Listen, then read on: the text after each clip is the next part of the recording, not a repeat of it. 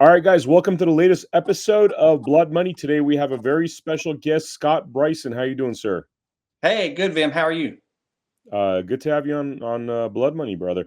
So Scott is a former Secret Service agent, and we actually did an interview. He conducted an interview with me on his podcast. What's the name of your podcast, by the way, Scott? Again?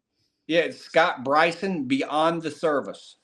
Beyond the surface, yeah, service. So, I'm sure you got some amazing stories to tell. So, why don't we just get into? Tell us a little bit, firstly, about your background, who you work with, and then I'll fire off some questions.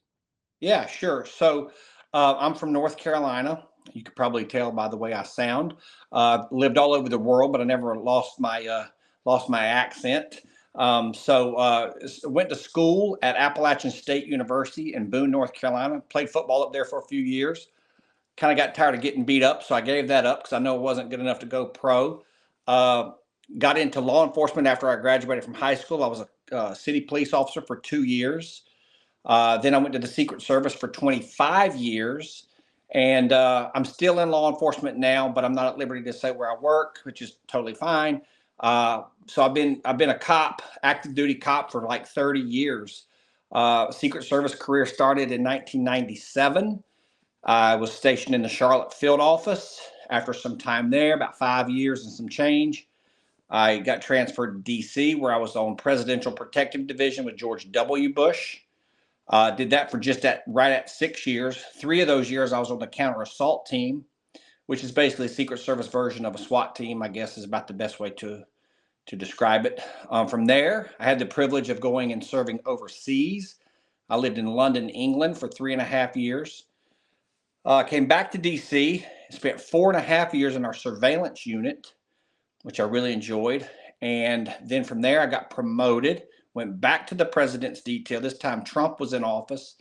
I ran Eric Trump's detail in New York City for 15 months. Then I went back to DC, ran the surveillance unit that I had been a part of earlier. This time I ran it as the supervisor for a year. Then I ran the JOC, which is the Joint Operations Center for the White House. And I can talk a little bit about that. From there, I went to Hawaii and ran our investigative division out of the Honolulu field office. And then from there, I went to Wilmington, North Carolina, and then I retired. Wow, wow. So, tell me, like, are you at liberty? You work with George W. For one. Are you at liberty to discuss your experiences with some of these key, well-known personalities? Yeah, I can talk about some things for sure. Yeah, I can. Tell me about working with George W. What you saw there. I mean, I'm curious. Yeah, Bush. At the time, I'm a conservative Christian. Okay, so I'm a right-leaning guy anyway, but morally and ethically or whatever. But back in the day, I was a big Bush guy. The one thing I would say about Secret Service agents, though, this is kind of I want to give a shout out to the men and women that work there. Secret Service agents are pretty good at compartmentalizing because I have a lot of friends that are liberal. It's just the way it is. I'd say 50% are Republican, 50% are Democrats. Just the way it works. So the guys are really good about compartmentalizing and going to work and kind of checking their ego and checking their political beliefs at the door and then protecting the leader of the free world. So, having said that, I was fortunate because I happened to be protecting a guy that I think I liked at the time. Looking back on it, I was like, oh, I'm not sure the WMD stuff was real. And I didn't realize Cheney was such a war hawk and all that stuff. But, you live and learn. But I did enjoy being around him. He's an extremely competitive guy. I would argue he's probably the most fit president we've had in our lifetime. I know Obama got a lot of credit for being the fittest president because he's thin. By the way, he smokes, which is whatever, but that's why he's thin. It's not because he's a big athlete. Bush was an avid runner. For those that don't know, when he was the governor of Texas, he was a big alcoholic. And on his 40th birthday, he had an epiphany and he stopped drinking completely. And he used to run. He got really good at running because he would run. He would sweat the alcohol out of his system from the night before. And that's why he was a really good runner. And I had to work really hard at running because I was not ever a good runner. He was running 7-minute miles. And so I got to the point where I could do that, but I didn't feel like I could fight my way out of a wet paper bag. So I didn't like the cardio so much, but I did do it. Guy's extremely fit, extremely competitive. Uh, his ranch down in Crawford, Texas, is about 1,600 acres, and he would go down there. And after his knees got bad, he would start mountain biking. He was a very, like I said, he's a very fit, outdoorsy type guy, and he'd like to run the chainsaw and do all this stuff that I was, as a young age, and I was a little surprised that we allowed him to do, but we did. And he'd run the chainsaw and cut wood, and just be a regular guy down there. And he would mountain bike a lot, and I would mountain bike with him, and that was also hard, but not quite as hard as the running. Like I said, he was very fit. So, the guy was probably close to 30 years my senior, and I was not going to let him, outdo me. But he was very, very competitive, a little bit of a ball buster, which I liked because, like I said, I played college football and I've been in law enforcement for a long time, and kind of just like that, just that bravado, that man's man. Just, whether you agree with him politically or not is fine. But I really enjoyed being around guy. Like, he just seemed like an average guy for a guy who's a lot of money, went to Yale or whatever. He liked to do normal dude things, and I just enjoyed that. So, like, we all have like questions about that particular administration because of the whole Iraq thing, the housing crisis. I mean, it was quite a turbulent time, 9/11, a lot of, questions that have come up on our podcast about 9/11. Personality wise, tell me, I mean, were you around Dick Cheney as well? Obviously around W, like, what are the things you could say about, what you observed in terms of, other than him being a man's man and, seems like he was very fit. What else could you tell us about him? Well, yeah. To answer your first question, I was assigned to Presidential Protective Division. So when you leave, when you're a Secret Service agent, you start in the field. You're a Phase 1 guy. You do investigations. Phase 2 part of your career is full-time protection. So you get sent to a former or the president or the vice president. So I got stationed on the president's detail. So no, I never really worked Dick Cheney because he had his own detail. But a funny story about him: one day I was in the West Wing, uh, getting something to eat, or in between. We call it pushes, like when you have to stand post. We call it ring around the oval because there's posts that you have to stand. And most days are pretty boring. When you travel outside of DC, those are fun. The trips are fun. But if you're going to report to the White House every day, it's kind of monotonous. We call it ring around the oval. And so in between pushes, you might get a bathroom break or chance to check email or get something to eat. And I went to the West Wing restroom and ended up washing my hands. I was standing at the sink washing my hands, and Dick Cheney came out of the stall, and we didn't speak, of course, but that was the only time I was really kind of near Cheney. And I thought, well, that's kind of weird. I bumped into the VP in the bathroom, a little bit weird. But, I didn't really know much about Cheney then, but I will say about Bush, um, extremely hard work ethic, really good work ethic. Prior to going to his detail full time, I was assigned to Andy Card. Andy Card was his chief of staff, and Condoleezza Rice was his national security advisor. And they also had protection. So for almost a year, I protected Andy Card. And we had to actually move our push. We call it pushes, like your shift changes. We call it push. Your push times got changed because Bush would be in the Oval about 6 o'clock every morning. Well, shift change was at 6, 2, and 10. So we would have to get to work about 5 in the morning because Andy Card wanted to beat him to the Oval. So Andy would get to the White House about 5:30. So we had to be at work at 5. So one of the things I definitely remember about Bush was a strong work ethic. I can remember those early mornings, especially in the wintertime, walking him over, had a nice fire going in the Oval.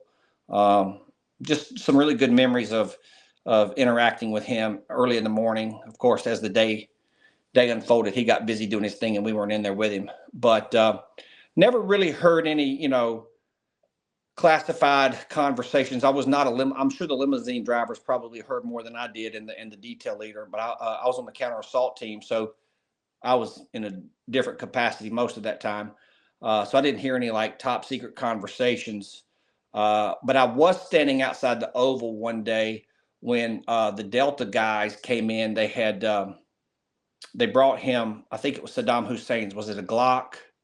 I think they brought him Saddam Hussein's Glock or a big K-bar knife. I can't remember. But I was standing outside the Oval when those guys came in, and that was pretty cool. Wow, wow. Because if you look at what the mainstream media made George W. Bush out to be, I mean, they kind of represent him as like a lazy person, that Dick Cheney was really in charge, and like, he wasn't very smart. But what you're saying is, I mean, again, countering the mainstream media narrative and the way they tried to portray him.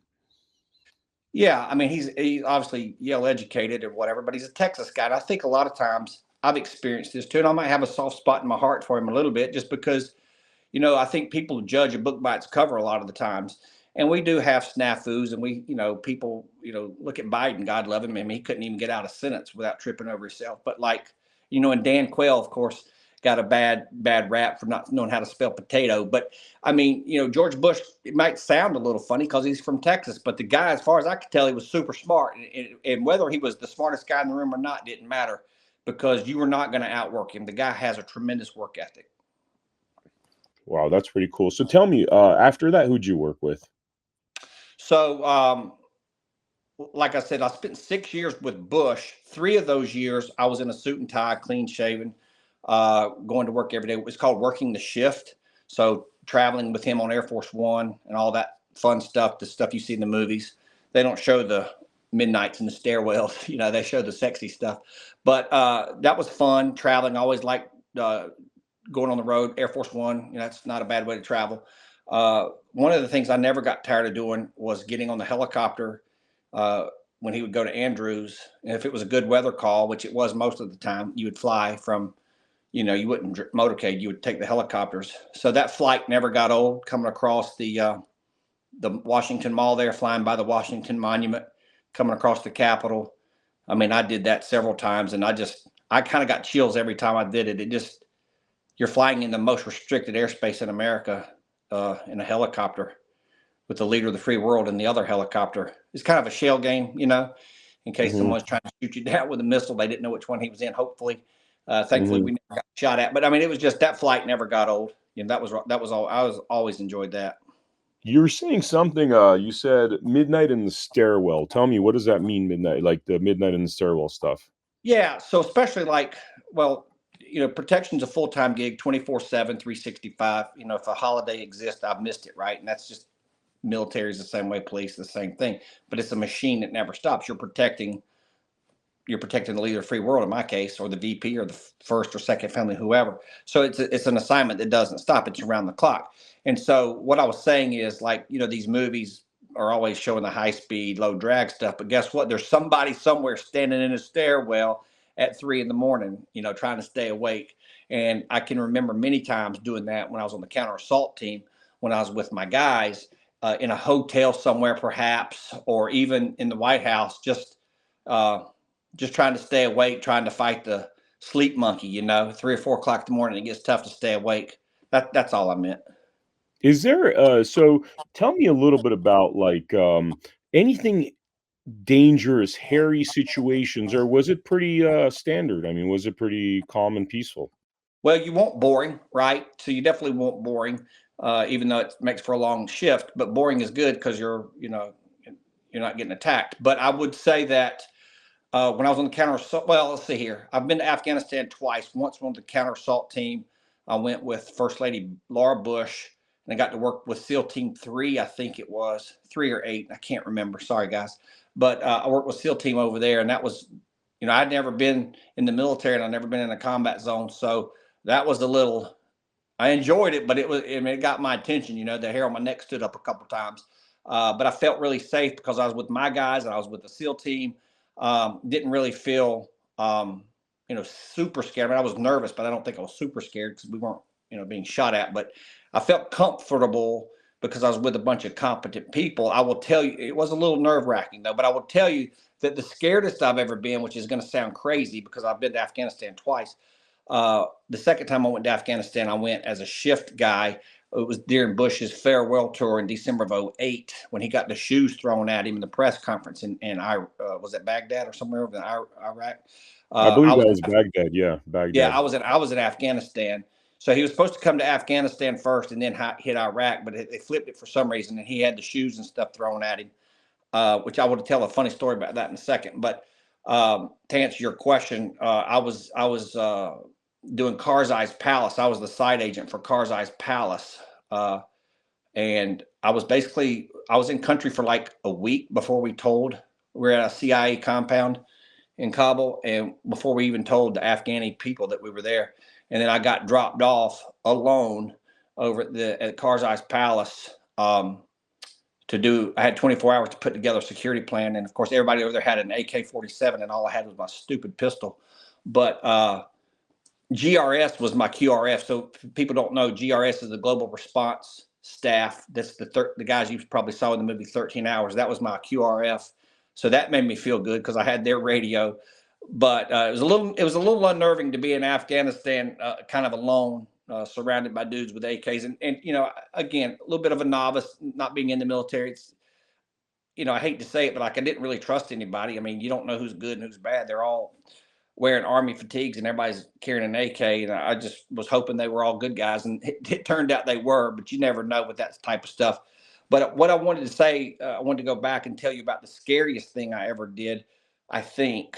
So Afghanistan twice, pretty cool experiences. But the scariest I think I've ever been was in Kingston, Jamaica. I was working in a 2-man element. By the way, it's so funny you mentioned that, dude. I'm sorry to interrupt you because oh my God, it's crazy. Because, I was a music video director, and I got to mention this. And one of the scariest places I think I've ever been to in my life was Kingston, Jamaica. Sorry to interrupt you. It was an area called Tuvali Gardens, which is basically a region of Kingston, Jamaica, where the warlords, which is the gangsters, and these guys are brutal. I mean, you constantly see individuals walking around with an arm missing, and the reason their arm's missing is because the warlords cut it off because that dude stole something, right? Yeah. It just brought me back to 2004 when I was out there directing reggae music videos, and literally the warlords, because there was no cops, the warlords were the ones protecting me, and I would have 4 dudes on one side, 4 dudes on the other side, literally walking me through town, because as a white boy, I'd be dead meat in that region. But anyway. Yeah. No, it's funny you said the time frame. So I was on CAT from 04 to 07. So this was probably maybe like 06 frame. I'm not sure. 06, 07. So I was kind of a senior guy. And so this one other guy and I, of course, there was more than 2 of us, but on my shift, there were 2 guys, and we had a local cop counterpart. But we were with Jenna Bush, and I don't know if anybody remembers Jenna Bush running around the world working for UNICEF, doing her good deed stuff to help people. Anyway, one of the places that she went was Jamaica. And she also spent a lot of time, she lived in Panama. I did several rotations down in Panama, which was also a little bit shady, but not near as scary. But she was doing not Barbara Walters, Diane Sawyer was doing, you could find it. I've looked for it before. I can't find it. It's somewhere on the internet. Diane Sawyer did one of her shows, behind the scenes, whatever it's called, with Jenna, and they decided to get this great idea to go down to a shanty town, which is probably what you're talking about, or something very similar to what you're talking about. Every single person down there was carrying a machete or an AK, and then you had most of the detail were Caucasian type looking dudes, and we rolled in there in like a 3 or 4 car motorcade with cameras and a bunch of white people, and my teammate was white, but our counterpart was a black guy from Jamaica, and he had like a 30-round clip in his freaking Glock. I'd never seen a magazine so long, but he had like a fully auto Glock pistol, which was pretty cool. But we were riding around, and he's like, "We shouldn't go down there." And I'm like, "Yeah, you're telling me." But we did. And of course, she had her shift out with the guys in the plain clothes. And then they had, my buddy John and I were in our tactical stuff. And I remember getting out of the car, because normally the CAT guys stay in the car. We don't get out unless there's something jumping off. And so I remember saying, "Oh no, well, if I get killed, I'm not going to get killed sitting in a car." So we got out of the car, and we kind of got back to back. So we could only see 180 really, because the wall, but we got back to back, and our counterpart was right there with us, sort of trying to halfway watch our 6. And they said the only reason that they think that we didn't get killed is because it was a bunch of white people. They thought it was another gang coming in there to steal their drugs. But when they saw a bunch of white faces, they knew something different was up, and that's why they didn't start shooting. So I was like, "Oh, that's great to know." Oh, wow, wow. It's crazy. When I was in Tivoli Gardens, I mean, just quick little thing. I remember there was, we were white, and these kids, there was regions where it was such poverty that these kids started running up to me, and they thought I was painted white. They didn't believe that I'm a white guy. And I'm Yeah, like, why they kept doing this? And I'm like, oh, that's cute. They're like kind of petting me like I'm a furry animal. And then one of the gangster liaisons were like, "Yeah, they've never seen white people over here." And it was that's that poor. I mean, that's yeah, wild. Yeah. yeah. You were mentioning something about the shoe. I'd love to hear that story. It's the shoe being tossed at Bush in Iraq. Yeah, for those of you that are too young to remember this, you could Google it. He was doing a little press conference in a teeny tiny room, just speaking, and one of the press guys was I think it was a Baathist supporter, something like that. I think he was part of the Baath party or whatever, and that's a huge insult. Like he took his shoe off and threw his shoe at Trump to insult him, and he not only threw one, but he threw two. Of course, George W. Bush ducked. It's kind of funny to go back and YouTube it. You can see him kind of ducking out of the way. Pretty good reflexes for an older guy. But what the funny story I wanted to tell was they were so embarrassed by that they grabbed the guy. Now I wasn't there. I was in Afghanistan waiting for him to come to me. But of course, when we all got on the plane to come home together, I heard the story, and they basically hog-tied this dude, literally hog-tied him with his hands and feet behind his back, carried him down. They were going to throw him into the river. I think it's the Euphrates. I'm not sure if that's right, but they were going to throw him into the river. And the site agent for that site, this guy named Colin, God rest his soul, he passed away a few years ago of cancer, just a gigantic human being. Like Colin was like 6'4", 260, solid muscle. Had it not been for that, they probably wouldn't have listened to him because he was like a giant. And they were going to throw this dude in the river, and Colin basically begged them not to kill the guy. And so they didn't, but they beat the crap out of him. They were going to kill him. They're going to throw him in the river. Wow, wow, that's Bo interesting. and Bear. Yeah, it's crazy. Wow. So take me through, the next person of note that you're helping oversee. Yeah. So let's see. So wrapped up my time in D.C. with George W. Bush. I did have the pleasure of taking his father, George H.W. Bush, to Kuwait one time when I was on the CAT team. Got to do a lot of cool stuff when I was on the CAT team. Took his dad. We lovingly referred to them as 41 and 43. Not no disrespect meant, but when you say George Bush, you didn't want to say George H.W. Bush or George W. Bush, so we would just call him 41 and 43. So I got to take 41 to Kuwait. Bumped into Oliver North while I was there. Had a beer with him. That was really cool. Got some really cool experiences like that. I got to do some stuff with Bill Clinton when I was stationed in London, because London is, as you know, is a hub, a major hub for world economic things. And I think we covered seven countries out of London, one of which was Shannon, Ireland. So I did a lot of refuels over there. Obama, let's see, was it Obama? Not yet. I guess it was Bush. Yeah, it was Bush and Clinton through there. Yeah, because Obama was sitting president. So it was Clinton and Bush coming through there a lot for refuels. I can remember Clinton coming through London a lot. He was always flying on the Google jet, which appeared to be pretty nice from the outside. Doing a lot of things with him. Did some things with, I didn't necessarily do anything directly with the Queen, but Obama did come over for a state visit and spent, I don't know if you guys remember, but the volcanoes that were erupting in, was it Greenland or Iceland? The volcanoes were Hmm. erupting. The ash was in the air. So Hmm. he was supposed to spend one night in Ireland and then 2 nights in England or something like that. But he ended up not spending the night in Ireland and ended up spending like 3 nights, I think, in London at the palace. So, that was a cool experience to get to witness a sitting president, visiting the sitting Queen of England. Um, Hmm. and that was always, I became really good friends with they call them the Beefeaters, the Queen's Guard. Uh, Mm. got to hang out with those guys a lot. I'm still friends with those guys. Made some lifelong friends when I was living in London.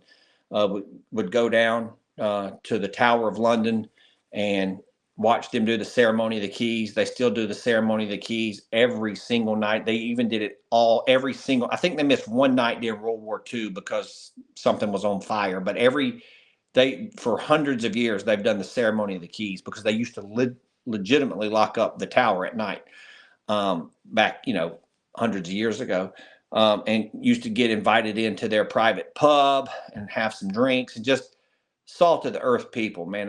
My time in London was just so amazing. So tell me, Obama, like working with Obama, what was your experiences like? What, his personality, what you think about him? What are some of the things you saw working with him? Yeah. So I get this question a lot. Like, you know, my career path had nothing to do with who was in office. Like, so it's just timing, right? So I went to DC in March of 03 and left in January of 09 because I was on orders to go overseas. So I was with Bush for 5 years and 10 months. I was with Obama for 2 days. So the only thing I did with Obama was, of course, everybody knows the night you get sworn in, the day you get sworn in, there's a bunch of galas that night. Presidents usually hit about 10 galas, I think it is. They'll pop in and do a dance, maybe make 10 or 15 minutes worth of remarks and then bounce to the next one. So the January the 20th inauguration day is a super busy day for everybody. And so he came to the DC Armory, and it was like a 10,000 person ticketed event that I was in charge of. And so I can remember, I had just spent 5 years and 10 months with this 60-something-year-old white dude. And now in walks, I don't even know how old he was at the time, 40-something-year-old African-American guy. It was just like, it was just totally different. And what I mean by that is, like, Jay-Z and Beyonce were backstage and there was hip hop playing, and it was like, we went from listening to, George Strait to Jay-Z. It was just like, it was just different. I'm not saying it was bad. I'm just saying it was different. And so I only was really around him for 2 days because, like I said, I was on orders to fly out to London to my next assignment. Again, just timing. So I didn't have a ton of interaction with him as a sitting president, but I will say, and I don't agree with him politically on pretty much anything, but I will say that my friends that were there said he was very nice, very cordial, was always nice to the troops, to the men and the women, that I worked with.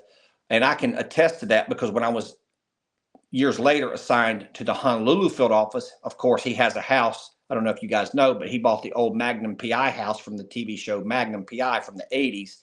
And he Oh, has an wow. awesome house on Honolulu, outside of Honolulu. It's on the windward side of the island over at Waimanala. It is my favorite beach in the whole world. And that dude's got a house right on the beach. I'm like, it's freaking awesome.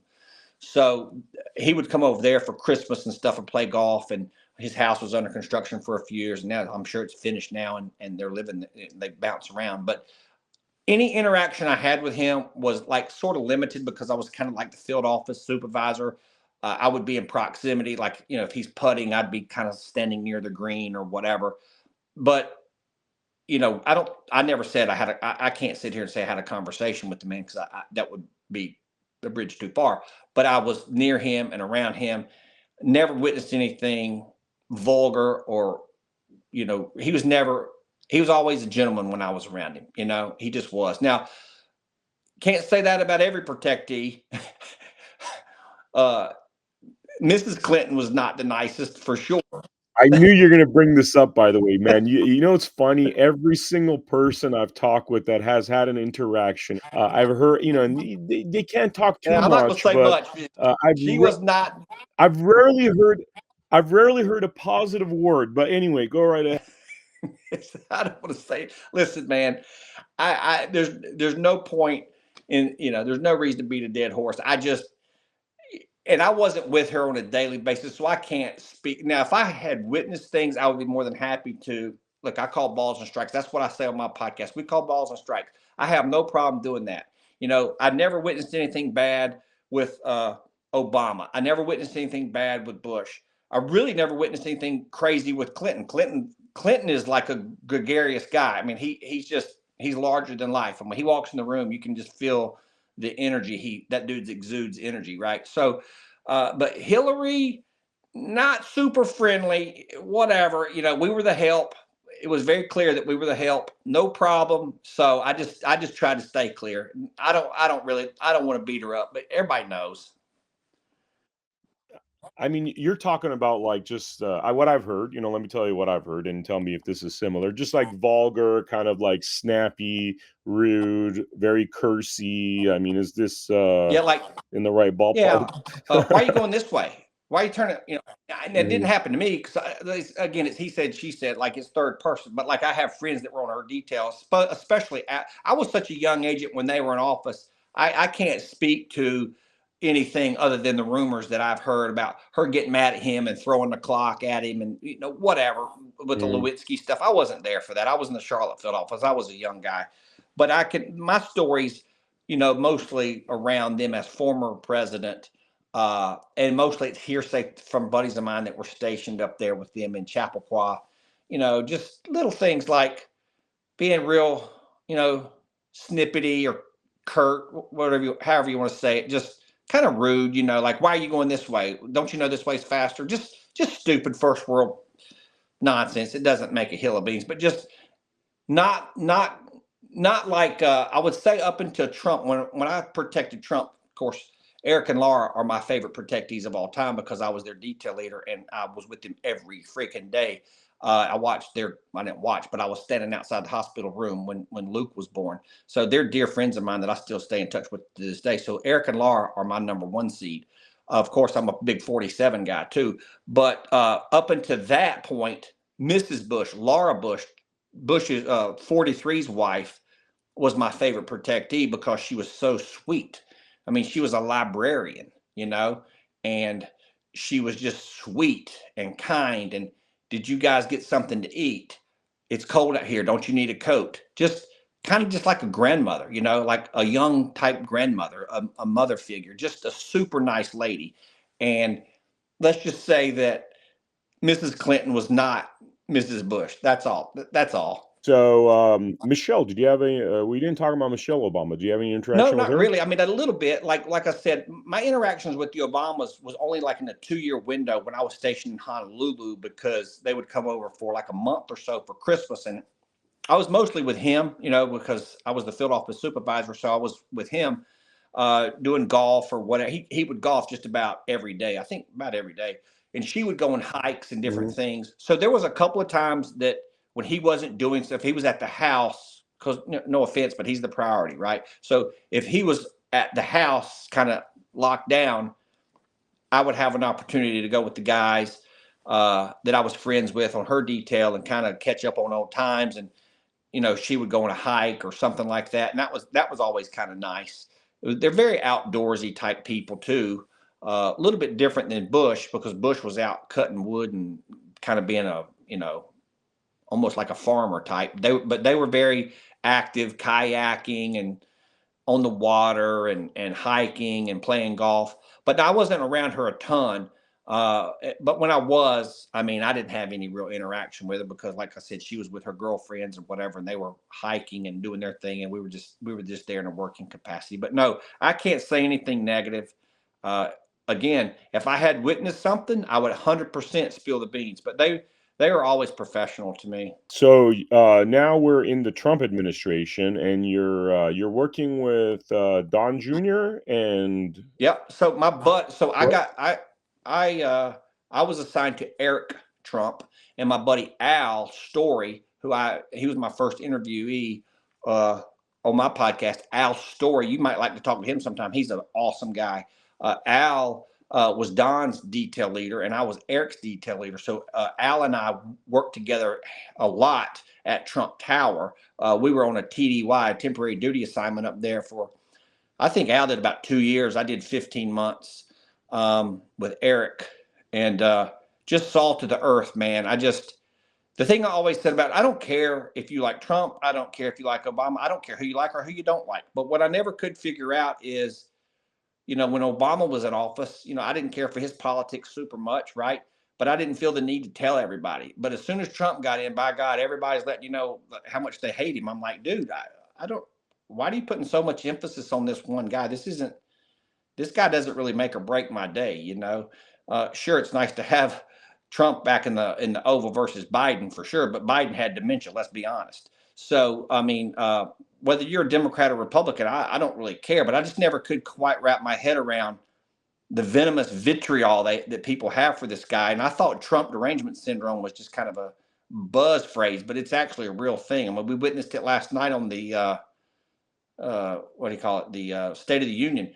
The Democrats wouldn't even clap for a 13-year-old boy with brain cancer. They wouldn't clap for uh, the widow of an officer, or the mothers and sisters of slain girls. I mean, they're just they're just full of hate, man. And not all of them, not all, but they seem like they're just full of hate. And I just don't understand why people are against this guy so much. And I think what I'm trying to say, and I don't think I'm doing a good job of articulating what I'm actually trying to say, but what I'm trying to say is I know what I know because I've seen behind the curtain. I've been in the White House with Trump. Not every day because I was with Eric, but when we would come down, I would watch Eric interact with his dad, and I would be standing there listening to him talk.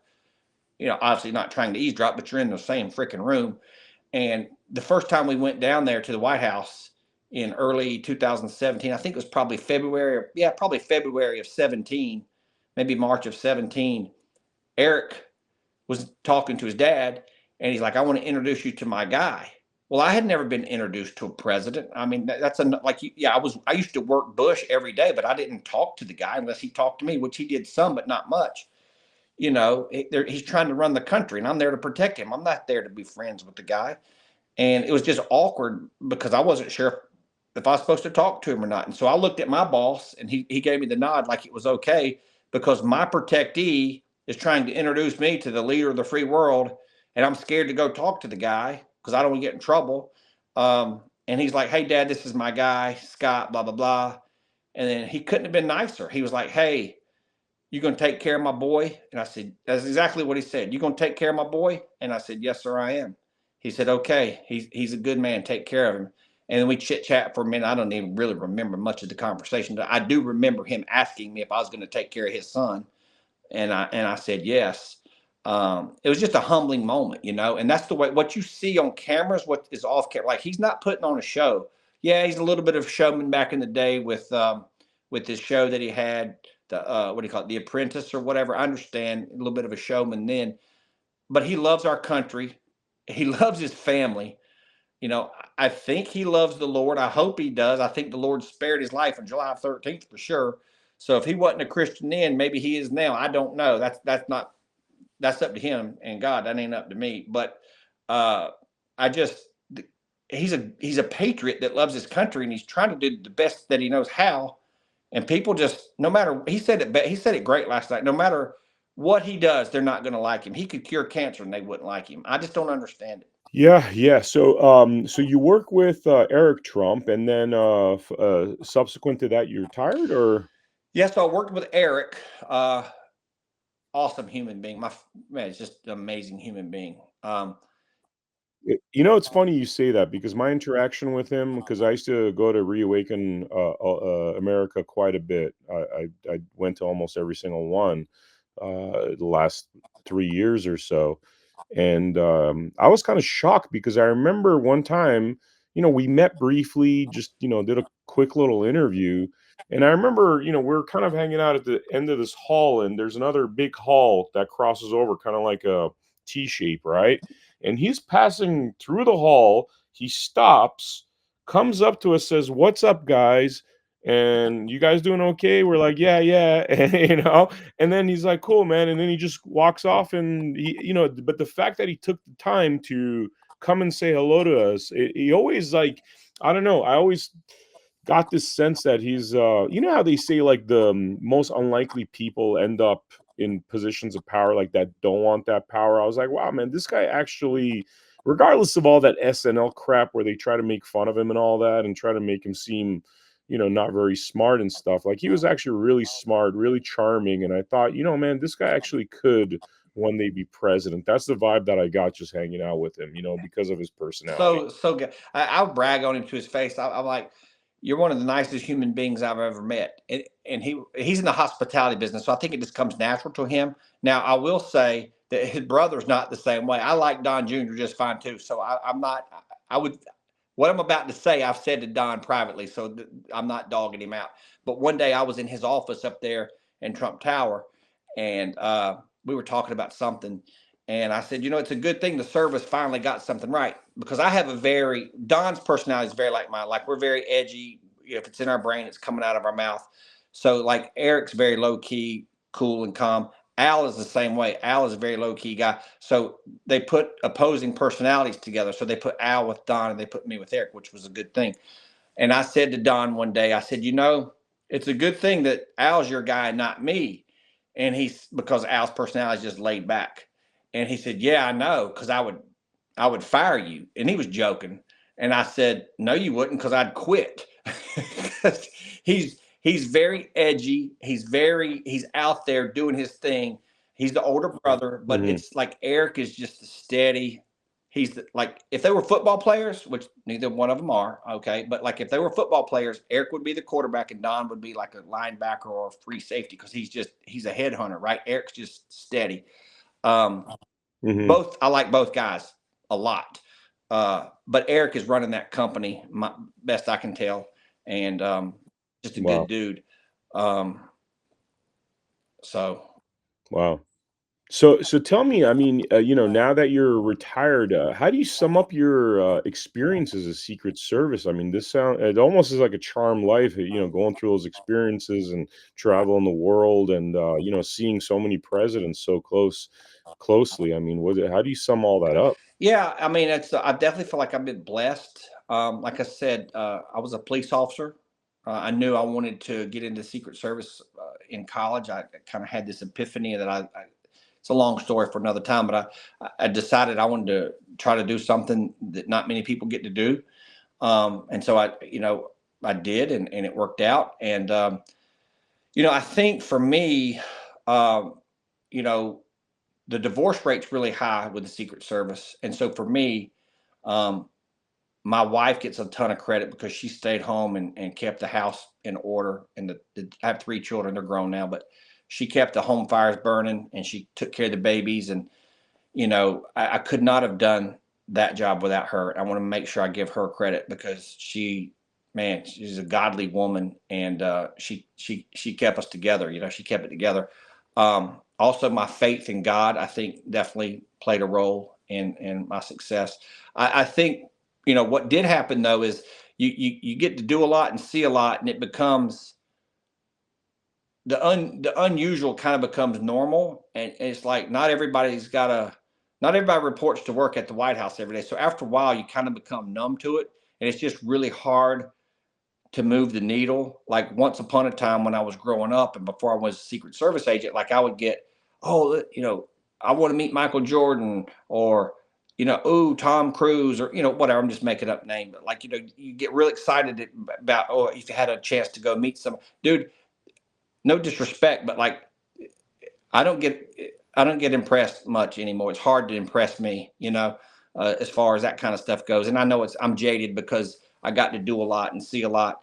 But and I don't mean that to come. I hope that didn't come across as pious or weird. I No, it's funny, man. I feel what you're saying because somebody yesterday, I've been very fortunate from a very young age. I had success, with directing, and I met a lot of celebrities. And somebody was asking me yesterday, where I was talking about meeting Donald Trump, President Trump again. I would say because this would be, um, I don't know. I mean, in terms of very small interactions, I mean, we're like at a half dozen at this point, dating back to '98.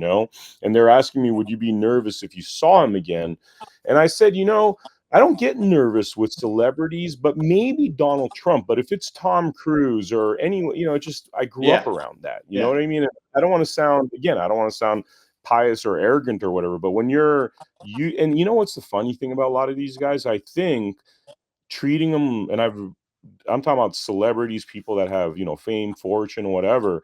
It seems as though the more normal you are with them, like you're not like, oh, hello, sir, whatever. You're kind of like, just treat them like a regular person. They Yeah. appreciate that, and they seem to open up to you, and they feel more comfortable when you just treat them like a regular dude, obviously respectfully, but just treat them like a regular No, I person. think that's exactly right. I mean, a prime example of that for me, what was the Bush girls and the Obama girls. Now, the Obama girls were a little bit younger when he took office, right? But so the Bush girls were, I think, in high school and college back then, um, and then the Obama girls were like grade school, middle school, grade school, whatever, high school, and then on to college. But um, the Trump family was totally different because you're protecting grown adult, 35-year-old men or 40-year-old men. It's a little different. But like, just I watched the interaction with some of my colleagues with the Bush girls and the Obama girls, and the guys that just talked to them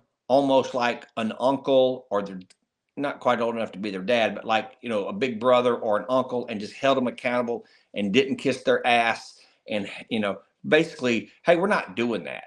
And as long as you could articulate, wow, they respected it. But the guys that treated them like robots and were like, I'm scared to talk to you. Like it's a freaking 19-year-old girl. Dude, you're 35. Act like it. Those girls took advantage of the robot type dudes, and the guys that were just not mean to them, but firm, right? Firm but fair. They gravitated toward those guys because they didn't treat them like they were princesses. They were there to keep them alive for sure, but they didn't kiss their butt, and I think they definitely appreciated that. Wow, wow, man, this is so fascinating. I'm curious, are you ever thinking about writing a memoir of your experiences, Now, my or wife wants me to write. Like you listen, dude. I don't want to write a book. I started a podcast. You know that. I feel like I'm trying to figure out the next chapter of my life. I enjoy doing this type of stuff. I might write a book someday. Maybe I think my wife and I had talked about maybe doing like a instead of a Secret Service book, maybe doing like a self help book to talk about marriage and Mhm, how to. Because listen, man, marriage is hard, right? It's ups and downs, and we've had our ups and downs. I mean, mostly mhm. because I'm a knuckle dragger, right? Not because of her, but men and women are just different, and marriage is hard no matter what job you have. And then you have a job like this or a job in the military; it's very hard to keep it together. So I think we've talked about maybe trying to incorporate our faith or something and writing a book on self-help and maybe just try to how to help people navigate marriage. But yeah, she's told me for a long time I need to write a book, but I'm just not. This is the first interview I've ever done talking about my career. I don't think I've done this one, Oh, and wow. I don't. I feel a little odd. Like I like watching the Sean Ryan Mhm. show with different. And I love listening to people talk about their careers.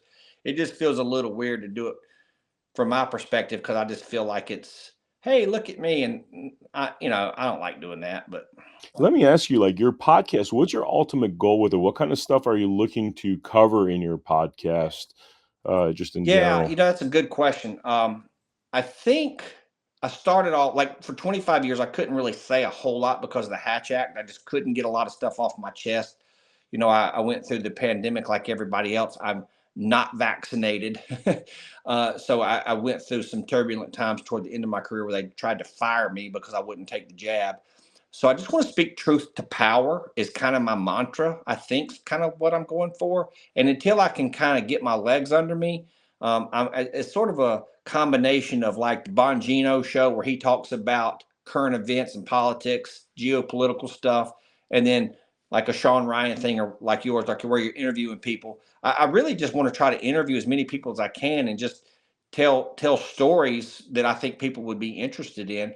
And then I think, again, not to harp on my faith, but I do want to try to use my faith. I'm not going to just do a religious podcast on Christianity because I don't think people would probably watch that. But I want to incorporate my faith into certain aspects of different things and hopefully just spread a little good news because the world is such a dark place. I'm just trying to spread a little light, man.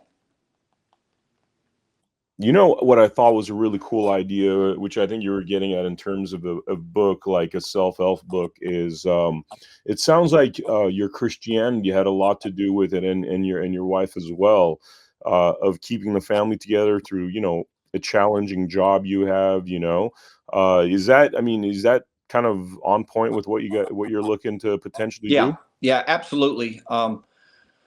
I think we're both strong believers. Our children are all saved. And I know everybody watching this is not, and that's fine. I'm not trying to be preachy or judgy or anything like that, because that does not really, you get more bees with honey than you do vinegar, right? But I just want to, Mhm. I feel like, and I want to be careful how I say this because I don't want it to come across wrong. Like I don't consider, like, I'm not a Navy SEAL. I wasn't a pro athlete, but I do have this niche that not a lot of people. I feel like I have a platform that might give me a little street cred, maybe. And if I could Mm, somehow use my platform and talk about the good and the bad, and like learn, like, I like to learn from my mistakes, but I also like to learn from the mistakes of others so that I don't do those, right? So if I could just at some point help somebody somewhere. I just want to help people. If I know that sounds a little cliche, but I've been a civil servant for 30 years. All I know is, service, right? And I'm not trying to sound holier than thou, because I'm not. But I just really want to help. I mean, I'm also a high school football coach. I like pouring into people and trying to help cultivate them and turn young men into actual productive citizens. And I'm just taking that mindset and trying to put it into my podcast. I mean, that's a worthy endeavor because I think a lot of men are lost. You obviously have, like, masculine energy. You have the right kind of masculine energy. It's not it's a Christ-like masculine energy. And I think that's very important, especially in today's day and age where it seems like, a lot of young people are lost. A lot of young people are, I mean, that's the world I came from. That's why I made the transition, because I spent, 10 years directing music videos, the most foul lyrics on the planet, talking about promiscuity, drugs, just gluttony at its worst, right? And then you see how that's manifested itself in the current generation. I mean, you have certain sectors of society that have just fallen prey to sex, drugs, and violence. And, seeing how that was affecting our kids. There just seems to be a lot of toxicity where, and, a lot of fatherlessness in this country, and seems like that Christ-like masculine energy is very Yeah. important right now. No, I think you're right. I mean, what's the term they say? Toxic masculinity. I'm like, come on, dude. Like, really? It's like as soon as you Yeah, disagree with yeah. someone, you call them a racist or a hypocrite or a bigot Mhm, or a xenophobe, or you have toxic masculinity. Like, what the heck is that? Like, quit mhm. making up crap. It's just like, we can Yeah, agree to yeah. disagree, no problem. But like, as soon as people resort to name calling, you've won the argument. Get out of here, Booney. Come here. Sorry, my little Jack Russell's he's my No, little shit. no, no worries, no worries. I mean, it seems as though, like, look, you're bringing up how they keep beating up on the Trump family, Donald Trump, his children. It seems as though one of the reasons why they keep at him the way they do, much more so than any other president, is because he is, uh, a masculine man that has his own mind, and he's not controllable, and he's not going to be part of their agenda and say words like toxic masculinity and pronouns like they them, and the 73 genders. That seems to be a big threat to them. The fact that somebody's willing to hold strong with their values, whether you call it Christian values or American values, that seems to be the big Yeah, threat no, to them. 100%. We watched it last night unfold. We already talked about it a little bit here. It's like, Mhm. how in the world, like, you don't like Trump? I get it. I don't give a rip if you do or don't. I'm not a Trump apologist. I don't care if you like the man or not. I don't worship Trump. I support Trump. I don't worship him. I mean, I just Yeah. their cheap throwaway talking points are so. It's just so not, I don't want to say uneducated, but uninformed. It's just tired. It's like, how in the world can you sit there cross armed, stone faced, and not clap? So maybe you disagree with what's the swimmer's name that was on there last night? Oh gosh, Riley Gaines. Right, So you okay? So Riley? you so you Riley, you're Riley, yeah. once upon a time you were all about Title IX and women's rights and believe all women, right? When Kavanaugh was getting sworn, Mhm. believe all women. Hashtag Me Too. Really? But now you don't. Yeah. But so you don't agree with Title IX. Okay, you're wrong, I think, but fine. I'll give you that. Who cares? Mhm. But at the end of the day, when you have two mothers sitting up there, their daughters were raped and killed, and you can't celebrate them and clap for them and be, you could see the torture in those women's faces, that their eyes, I mean, you could see into their soul. I mean, the agony in their face was just, it's hard to watch. And then the little Yeah. boy, the little boy that wants to be a police officer, they made him an honorary Secret Service. How can you not clap for that kid? What's Mhm. wrong with? There's something Yeah, wrong with yeah, him, man. It's mental yeah. illness. It's mental illness, and it makes them look really bad. It makes them look very sympathetic, and honestly, I think they lost 26 and Yeah, 28 yesterday. I really do. I really do. I think people that saw that, I think, we might have, like, a couple of decades of, Republican man. presidencies because of what they Well, did, as long as, if we get a I mean, obviously, we get Dan Quayle out there that doesn't know how to put a sentence together, right. that's not gonna work, but you have somebody articulate.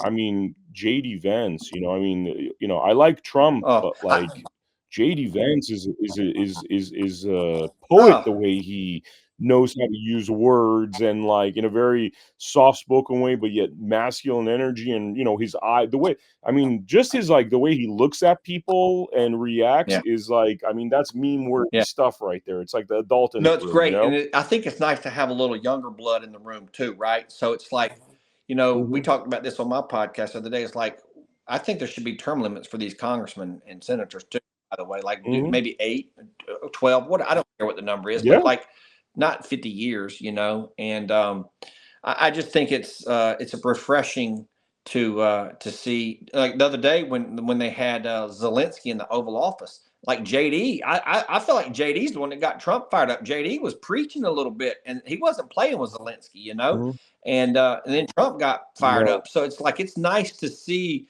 that he's got that bravado in him, but it's also controlled, Mhm. right? It's not like so brash. Like Yeah. I'm a big Trump guy, but Trump, especially in his last term, he would just say some crazy stuff, and not saying he was wrong, but sometimes it's not what you say, it's how you say it. And that It's seems to rub exactly people yeah. wrong. And I'm Yeah. like, well, you elected a billionaire from New York. What did you think you were going to get? But Mhm. regardless of that, it's nice, it's refreshing to me to have a guy who's in the room, who's articulate, a little bit younger, extremely smart and well spoken, and he doesn't play games. Mhm. Yeah, yeah, totally, man. Yeah, this is awesome. I really appreciate this, Scott. Is there anything that we didn't talk about that's worth talking about before we I wrap up mean, this episode? there's so much. It's hard to wrap. It's hard to do 25 years in an hour or whatever we've been talking.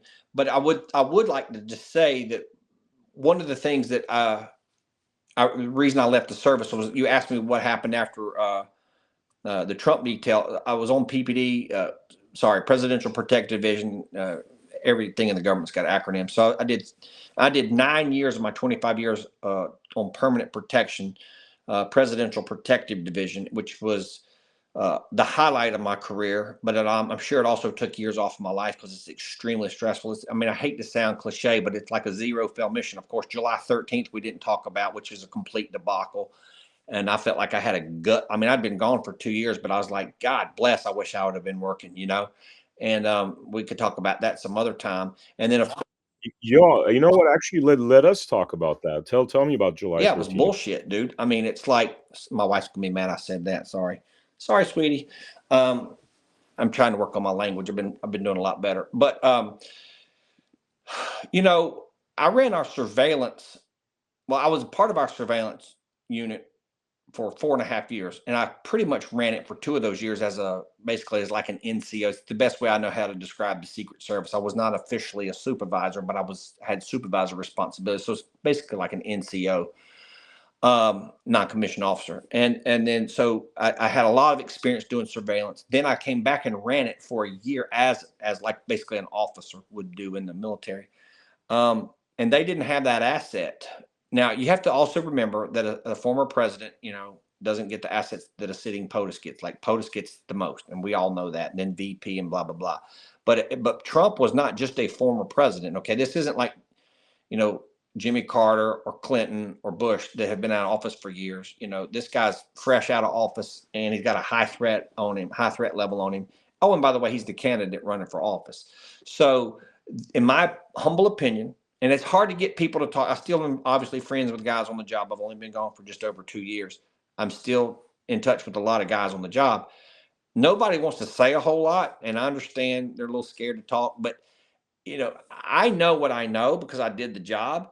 And if they would have had a surveillance team or teams, I'm not going to talk about numbers, but if they would have had counter surveillance teams, plural, working that day, no chance that would have happened because the CSU guys would have found the guy and either arrested him or killed him, and they'd be heroes. But they weren't there, and it's bullcrap. Wow, wow. Is there more you want to talk And I about could that talk on this topic, for or? 2 hours, but I mean, it's like, you know, DEI had a part to do with it. I hate to even bring that up, but if I'm going to Mhm, say I call balls and strikes, then I got to call balls and strikes. And I've been hard on the service. Some of my first not my podcast, but some of my shorts. I do little shorts for Instagram and TikTok.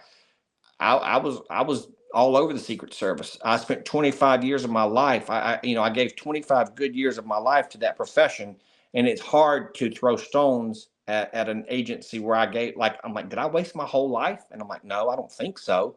Uh, but it's sometimes we just I mean, what happened there? Like, it's just insane to me that, like, sloped roof, we can't get guy I mean, what is all uh, that nonsense about? I mean, it seems very well, you know willful, what it is. actually. Okay, first of all, the deep state's a real thing. Let's call it what it is. The deep state's a real thing. No, I don't think the Secret Service was involved. Okay, I've been asked that. You didn't ask me that, but people have. No, I don't. And I can't get into the details because I can't give away trade craft. But like for the Secret Service to have had involvement in that, it would take so much planning, and I just now I could be proved to be wrong someday. But I'll go to and I argued a little bit. I'll be honest with you. I argued with Eric and Don about this. Both of those guys were pissed, as they should be. Their dad got shot in the freaking head, and they're like, "This is an inside job." Blah blah blah. I'm like, no, it's not a Secret Service job. I don't think. I think it's a deep state job. Now, did the agency have something to do with it? Did the bureau? I don't know. I have no idea. I don't know, but I have an opinion, and my opinion is they wanted to like they impeached him twice.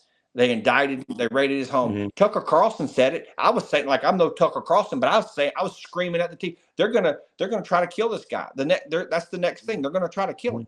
My wife and I would talk about that every night. Like, oh my God, they're going to try to kill this guy. And I hate to say it, but mhm. we were right.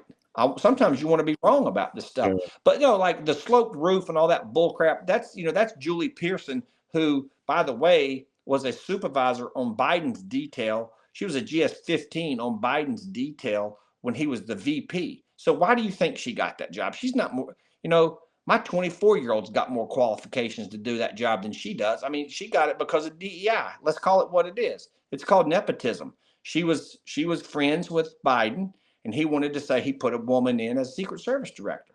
I think she was the second female. And by the way, I have female agent friends of mine that would be very good at that job. So I'm not a sexist, but it's like, back in the day when people would criticize Obama for his politics, like, oh, you're just racist. No, I'm not racist. He's terrible at his job. So they throw these taglines on you. No one wants to be called a racist. So people that aren't like you and me shut up, but people like me and you don't shut up, and they don't like that. Um, so Julie, is it Julie Pearson? I'm getting them confused. I think it was Julie Pearson, but she was the director at the time. I mean, the slope was like it was almost flat. So that's just embarrassing. Just the buck's got to stop with somebody, and she's the director and she wasn't there, and I get that. So, but she's got to take it on the chin, and she's just got to apologize and fall on the sword. But you start making excuses, it just makes it way worse. It's embarrassing. It's freaking embarrassing. For mm, me, I was yeah. embarrassed. Like, I'm like, I don't even want to tell people I'm a retired agent. Like, it was embarrassing. I mean, DEI just destroys everything, and, being in the Hollywood world, I remember when the DEI stuff came to a network that I was hired to help run, and, I mean, this is literal, they replaced all the professionals with purple-haired people, resulted in them burning through $300 million, driving the business to bankruptcy because they wanted to do this woke DEI thing. And it just the stupidest some of the stupidest things I've seen, even the Oscars, for example, a few nights ago, there was the Oscars. I looked back at 1995. The viewership in 1995, when the population was less, was 48 million. This year, 18 million. So they lost about 70% or more of their Yeah. market share. And then I go on my Facebook, which is still populated by a bunch of Hollywood people because, a lot of them dropped me when I started talking smack about the COVID vaccine. They all said that I'm crazy domestic terrorist, crazy MAGA guy. And, but, a lot of them are still on my Facebook page and they are still talking the same nonsense. I'm like, you guys are literally inches away from driving your entire business into bankruptcy. Most of you guys, I don't know what jobs you're going to get, in your 40s and 50s now, but nonetheless, they are still, TDS, woke, Mhm. and they're losing. I mean, they're like 2-3 years away from literally us, meaning the freedom people, patriots, capturing the mainstream media Yeah. completely. And I don't understand the logic of it. It's like suicide on the installment plan before my Yeah. eyes, I don't think they understand what there's two things. They don't understand what the definition of insanity is, right? Trying the same thing over and over, expecting a different result. And they wouldn't know irony if it bit them Mhm. in the butt. They just don't understand irony at all. But like again, not to Yeah. not to beat up on the little young girl that was out there at the Trump thing, but the girl that kept having a hard time getting her gun in her holster. Uh, you know, Mhm. I don't know if this is true, but I was told that she was like that was her site or she was the lead for that thing. I don't know.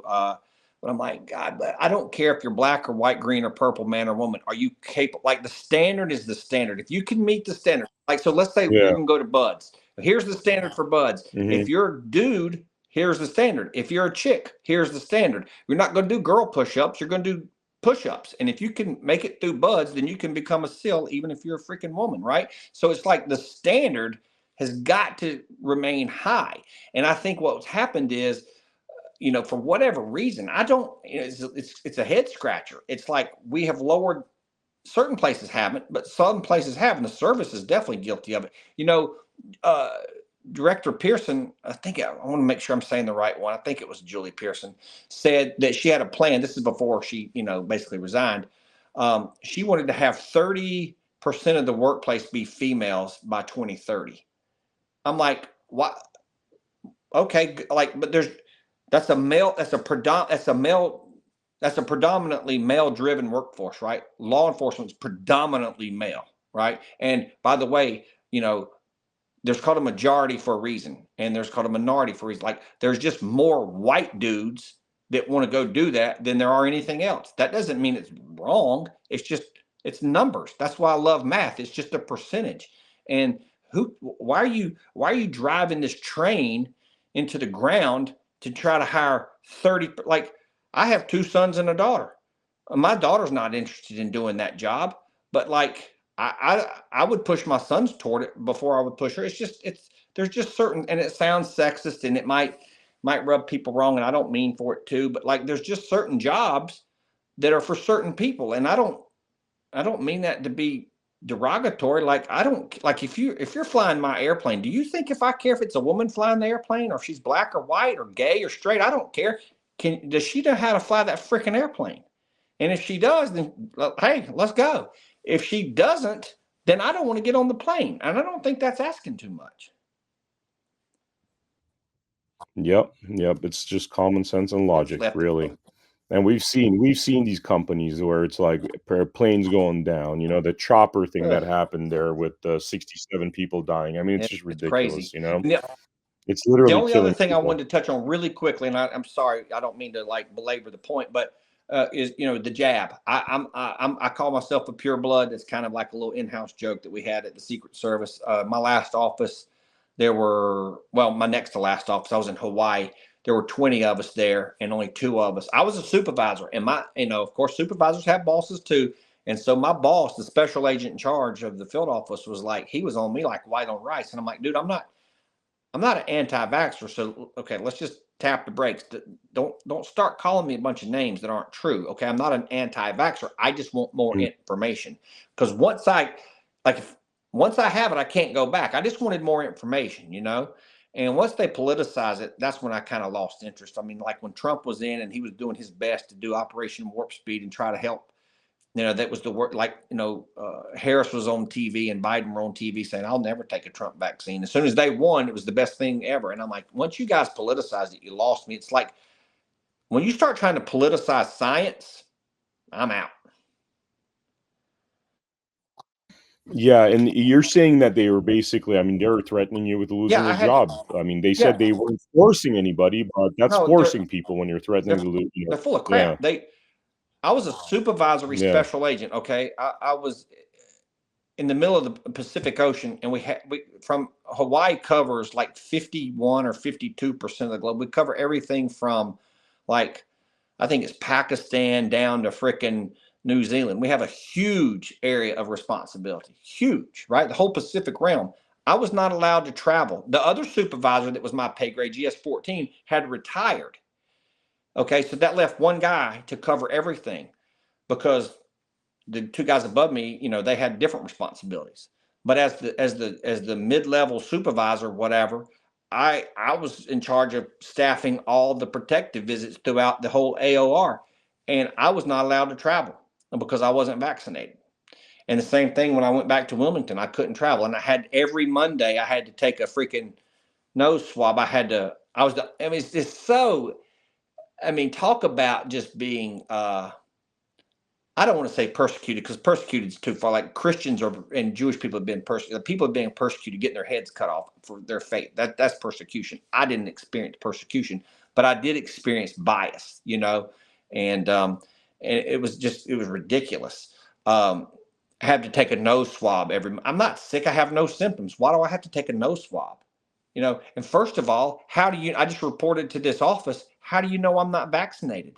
Isn't that a HIPAA violation to tell the secretary and it was a small office when I went to Wilmington. I left Hawaii and went to Wilmington. The reason I left Hawaii is because of COVID. I actually took a voluntary downgrade to get the heck back home, back to Conus. I'm like, I got to get out of here. Things are going south. So at that point in time when we were living in Hawaii, it got so bad toward the end, right before I decided, I'm like, I got to get out of here. We couldn't even go to a restaurant. It was just my wife and I because we were empty nesters. So we were living there. And if you didn't have a vaccine ID card, you couldn't go to a movie. You couldn't go to a restaurant. You could go to the food court at the mall and get food, but you had to take it back. You couldn't sit in the restaurant and eat. You were allowed to go to the grocery store, but right after we left is when they stopped allowing people who were not vaccinated to go to the grocery store. And that's when our friends that lived below us ended up moving to Tennessee. They'd lived there 18 years and they had no intentions on ever leaving. And they ended up moving to Tennessee because don't the only way they could get groceries is to do DoorDash or whatever. And I told my wife, and some people are going to agree with me, and some people are going to think I need to be in a straitjacket. But I think that whole thing was the precursor to the mark of the beast. And no, I'm not calling the jab the mark of the beast. I'm saying it's a precursor because if you didn't have an ID card, you couldn't go fricking buy groceries. Now, it didn't stop you from going to get gas and all that stuff because you're outside, but you couldn't feed your family. You couldn't do certain things.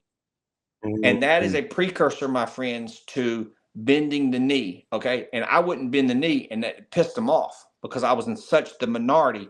They're like, literally everybody, everywhere you would look, was wearing a mask. It's 85 degrees in Hawaii, and people are walking around the beach with a mask on. I'm like, brother, you got a mental illness. I'm sorry. Yeah, yeah. I mean, it's how far could they push it? And I would take it even a step further, Scott, because I've done a lot of interviews on this podcast. You're saying you're not an anti-vaxxer. I interviewed RFK Jr.'s one of his writing partners named Brian Hooker. He's a 30-year expert PhD in vaccines. And they wrote a book together called Vax Unvax, which basically analyzes every single vaccine ever. And the net positive results are always less than the net negative, meaning it might help some people, but the negative aspects far outweigh the positive. This is what Brian Hooker and RFK Yeah. Jr. say in their book, right? So there's that aspect. The other thing I've heard, and this is pretty crazy, is that it is the mark of the beast in that once you have this stuff in you. I've heard things like they could pump up the 5G and literally cook you, microwave you, and stuff. So, Yeah. see, before we've heard about the Epstein stuff. They control people through sexual Sure. extortion or whatever, right? And I started listening to this whistleblower, and I'm like, okay, wait a minute. If we have this stuff inside, and you could actually microwave people when they Mm, misbehave, A, isn't that the mark of the beast? And B, isn't that some kind of control mechanism similar to that sort of thing where here's the files of you hanging out with underage girls and you're in a, you got to do what we yeah, say. If somebody told you, hey, you're vaxxed, misbehave and we'll just microwave you, and or that's going to happen. Isn't that the same level of control? I mean, these are things that might sound like conspiracy theories and we'll never know for sure because we don't have the evidence, but these are the sort of things we hear on the Blood yeah, Money for podcast sure. And often. it's kind of goes to me. I feel like we're trending toward, China with the social credit stuff, right? It's like, well, you know, Mhm, you can't eat red meat. You're a bad boy. You have a steak. You get a demerit or whatever the case may be. And then you've got Bill Gates out there and Melinda Gates that he's putting nanoparticles in freaking Coca-Cola, which really pisses me off because I love a good fountain Coke. I've tried to cut way back on my sugar intake, but like if I go to the movies, I'm getting a Coke. That's going to happen. But like, according to the internet, and again, just because it's on the internet doesn't mean it's true, but do some research. Like Bill Gates, is partnered with Coca-Cola and allegedly they're putting nanoparticles in Coke products. That's not good, man. We're headed in the wrong direction. and Starbucks coffee, and by the way, you don't wanna hear something, this is gonna trip you out, Scott. Okay, so I'm hanging out at CPAC with, this health guy, and he says, "Look, man, they're spraying all this stuff that, you know how they're like the COVID jab has these particles? Well, apparently they're spraying it in the air." He says, "Check this out." I think it was a half dollar on my forehead, and it sticks there like a magnet. He's like, "You have this all over your blood." He does it to every single person at the bar. Every single person at the bar sticks to their forehead Mhm. like a magnet. The half dollar, and Yeah, it's crazy. It's scary so stuff scary. because he says that 100% this Yeah. is happening, and you got to detoxify this if you don't want to, have all this nasty Well, stuff in you. listen, I'm no human biologist, but I will say this. I'd like to say this to your listeners. If you don't know who Gary Brecka is, I highly recommend you guys looking him up because I've learned a lot from that dude. And I've actually been doing some fasting. I've done some intermittent fasting over the last 5 years, Hmm. but I've literally been doing a 48-hour fast for the last 3 weeks. I've been doing 48-hour fasts, and I've been losing some weight. I've been on a health journey since last August anyway. Needed to lose some weight and stuff, cut out a bunch of sugar and all Hmm. this other stuff out of my diet. So it's been a slow process, but I've recently started doing some fasting because the research that I've done is not only is it good for your spirit, like the Bible says, Jesus actually says in Matthew Hmm. 6:34, I think it's like when you fast. So not if you fast, but when you fast. So it's more like an order, right? Like because I think people way back in the biblical day, I think there was a lot of fasting going on back then for different reasons, prayer and fasting for your spiritual stuff, but then also for your gut health, right? So let's say you're not even religious, well, you should still do it for your gut health. They say that if you could do a 72-hour fast, that your chances of cancer drops by like 70% because the research that I've been doing is talking about cancer is mostly just parasites anyway. And this is all self-induced, just like, Alzheimer's wasn't really a thing until like 1979. And which is basically, if people don't know, Hmm. that's just basically stage three. What do you call it when you have low on insulin? Oh, Diabetes. It's diabetes. like stage three diabetes. That's what they say. And then like Hmm. brain Wow. 70% collect all this stuff. Like I can't wait for RFK to really get cooking, man. He's that Hmm. guy. He's a beast, man. He's like 68 years old. He I love him. He's great. Yeah. Yeah. Definitely somebody that has the receipts, man, and worthy position that is in. Scott, this is awesome, man. Thank you so much for coming on to the Blood Money podcast. Is there anywhere people could find your podcast, and any Well, directions you want yeah. to give them, First of social all, thank media? you for having me. It's a pleasure. I love talking to you. I know we just met, but you're real fun to talk to, and I know we're like minded, so that's cool. But Thank you. yeah, my you could it's Scott Bryson Beyond the Service, but you could just type in BTS. It'll populate. YouTube is where my podcast drop. Our episode will drop tomorrow night. I'm not sure what time. We usually drop them between 6:30 and 7:30 Eastern on YouTube, and then of course I'm on Instagram Mhm. and TikTok at Scott Bryson BTS. Awesome, awesome. Thank you, Scott. Thank you so much for coming on to the Blood Money podcast. For the viewers out there, make sure you check out americahappens.com. Check out also my X account at Not Them Miller, where I'm posting stuff nearly on a daily basis. We've been covering a lot of these anti-Doge protests, which have actually been a whole lot of fun. In fact, Scott, one of the things that I'm noticing is the first day I went to one of these anti-Doge protests, it was like 2,000 people. It was like the funding had just got cut, and then cut to a week and a half later, and these protests are like 30, 40 people, and dwindling down. It shows you, man, they created a whole leftist movement out of Oh paying yeah, people to show up. And we've heard a lot about this, people getting cash app payments on a daily basis to show up somewhere. Well, all that money went away, and these protests, if you check out my X account at Not Them Miller, you're going to be kind of shocked, because it's just really pathetic right now. It's almost non-existent, hanging by a thread. I have a feeling a week from now, the next anti-Doge protest will probably have 10 people there. But that's a beautiful thing, because the fraud seems to be that's going good. away. It's about time. Yeah. Thank you, viewers, for showing up to this Blood Money episode. I will see you all on the next episode. Take care.